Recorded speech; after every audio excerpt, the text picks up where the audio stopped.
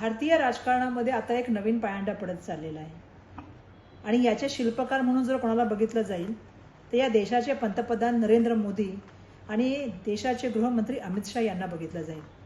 ज्या तऱ्हेने संविधानाची पायमल्ली लोकशाहीचा खून करण्याचं काम जर करत असेल तर ही दोन मंडळी करत आहेत। एका ठिकाणी सत्तेचा वापर करून ईडी, सीबीआय, इन्कम टॅक्स याचा वापर करून लोकांना घाबरवण्याचं काम चालू आहे।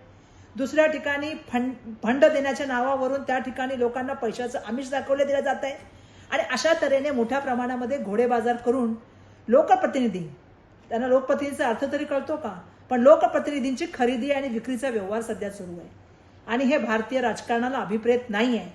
दुर्दैवाने जे खासदार या ठिकाणी निवडून आलेले आहेत ते कुठल्या एका पक्षाच्या चिन्हावर निवडून आलेले आहेत। नेत्याच्या त्या ठिकाणी जे आहे ते नेत्याचं नाव घेऊन आणि त्याचबरोबर पक्षाची विचारधारा घेऊन निवडून आलेले आहेत आणि ज्या जनतेने त्यांना निवडून दिलेलं आहे त्या जनतेच्या प्रती ही जी मंडळी चाललेली आहेत, हा त्या जनतेचा विश्वासघात करत नाहीयेत का?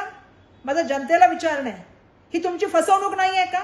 आणि ज्या तऱ्हेने ह्या मंडळीचा भाव लावला जातो, कवडी मोल भावाने लोकांना विकत घेण्याचं काम सध्या चालू आहे। लोकप्रतिनिधीची तुम्ही किंमत ठरवलेली आहे आणि दुर्दैवाने आमची लोकप्रतिनिधी मंडळी सुद्धा सत्तेच्या समोर लाचार झालेली आहे, गद्दार झालेली आहे। आज आम्ही बघतो की या सगळ्या गद्दारीला, या सगळ्या लाचारीला आणि संविधानाच्या त्या ठिकाणी होणाऱ्या पायमल्लीला काय नाव ठेवतात? Lotus, operation lotus, operation tiger. कसले लोटस आणि कसला टायगर?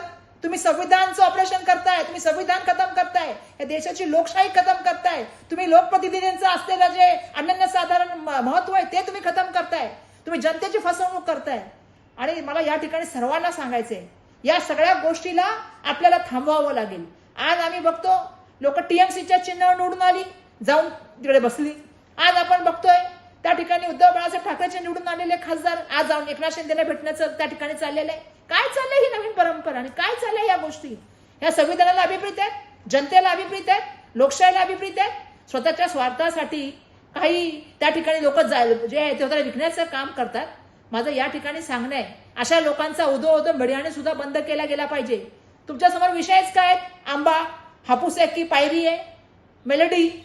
कधी तुम्ही प्रश्न विचारताय की आज किती झाला महिने, आता किती पाऊस लेट होत चाललेला आहे, शेतकऱ्यांची काय अवस्था आहे, लोकांना पाणी प्यायला पाणी नाही आहे, किती ठिकाणी पाण्याची कपात आहे, 7-7 माळे लोक पाणी खालून वर घेऊन चाललेली आहेत। या गोष्टींबद्दल चर्चा करायला तुम्हाला टाइम नाहीये, पण तुम्ही टाइम कशावरती घालताय?